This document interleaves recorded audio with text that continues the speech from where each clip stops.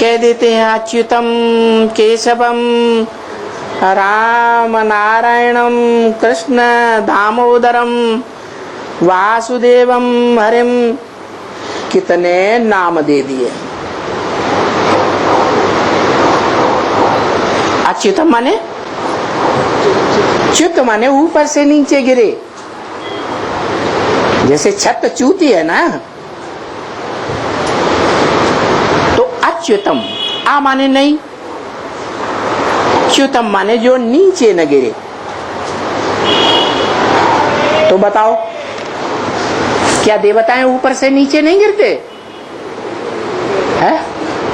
राम कृष्ण हो चाहे लक्ष्मी नारायण हो, वो ऊपर से नीचे कभी नहीं गिरते।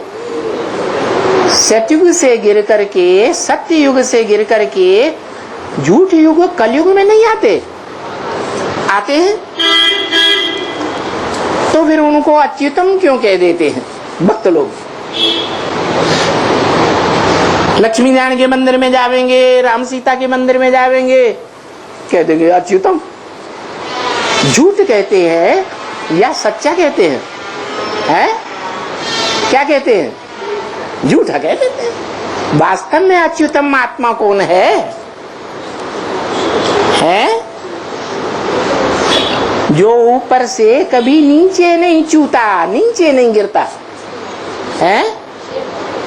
शिव बाप बिंदी है, शिव बाप या शिव बाबा। अगर कहें शिव बाप तो उसके तो नीचे गिरने ऊपर उठने का सवाल ही नहीं। जब साकार में आत्मा होती है तो कहा जाता है पति तो हुआ, नीचे गिरा, ऊपर उठा। तो बताओ शिव के लिए ये गायन कब का है? कौन से युग का गायन है? संगम युग का गायन है। क्या गायन है? अच्युतम। वो ऊंची स्टेज से कभी नीचे नहीं गिरता।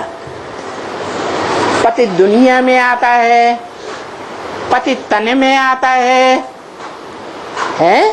फिर भी उसको संग का रंग नहीं लगता। और बाकी सब धर्म पिताओं को, महात्माओं को इस दुनिया में आने के बाद संग का रंग लगता है या नहीं लगता है?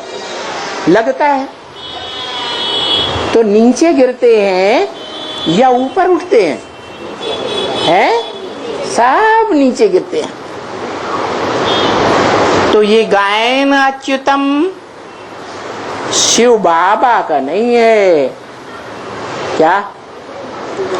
शिव बाबा का ये गायन नहीं हो सकता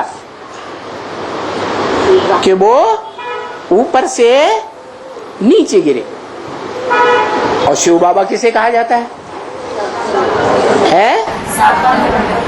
शिव कहेंगे वो तो बिंदी का ही नाम है।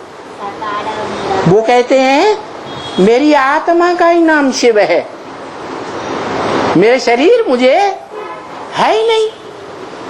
मेरी आत्मा का नाम शिव है और दुनिया में जो भी आत्माएं हैं उनके शरीर का नाम पड़ता है कि नहीं? तो जिनके शरीर का नाम पड़ता है वो आत्माएं 5 जड़ तत्वों के कनेक्शन में आती हैं या नहीं आती हैं? आती है ना। और उन 5 जड़ तत्वों से बनी हुई जो देह है वो देह विनाशी है या अविनाशी है? देह विनाशी है। तो विनाशी के संग में आकर के दुनिया की सभी आत्माएं नीचे गिरती हैं। संग के रंग में आकर नीचे जरूर गिरती। और मैं जिसे अच्युतम कहा जाता है वो उनके संग के रंग में आकर के भी नीचे नहीं गिरता, चाहे कितने भी संबंध जोड़ूं। क्या? बाप का जो संबंध है, जो प्रवृत्ति है, वो 1, 2, 4, 8 के साथ है कि बेहद की प्रवृत्ति वाला है? वो तो बेहद की प्रवृत्ति वाला है। और जितनी मनुष्य आत्माएं हैं उनकी सबकी हद की प्रवृत्ति है। बच्चे भी अगर उनके हैं, मान लो क्राइस्ट है, क्राइस्ट को 200-250 करोड़ बच्चे हैं, जिनसे पूछो तुम्हारा बाप कौन, तो क्या कहेंगे? अपने धर्म पिता का नाम बताएंगे कि नहीं? है, बताएंगे। तो 200-250 करोड़ का बाप है, फिर भी उसको हद का बाप कहेंगे या बेहद का बाप कहेंगे? है, हद का बाप कहेंगे। क्योंकि दुनिया में तो, इस बेहद की दुनिया में तो बेहद 500-700 करोड़ मनुष्य आत्माएं हैं। उन सब का बाप इस दुनिया में कोई भी नहीं है। क्या? अगर है तो वो ही है जो मनुष्यों का बाप कहा जाता है, मनुष्य सृष्टि का बीज रूप कहा जाता है।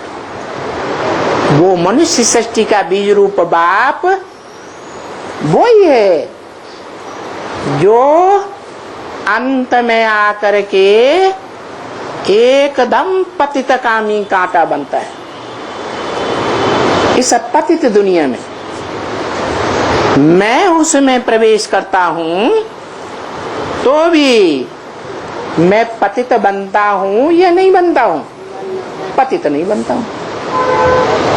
मेरी जो प्योरिटी की पावर है, जिसके लिए मुझे एवर प्योर कहा जाता है, तो वो एवर प्योरिटी का प्रूफ परमधाम में मिलता है या इस सृष्टि में आकर के मिलता है?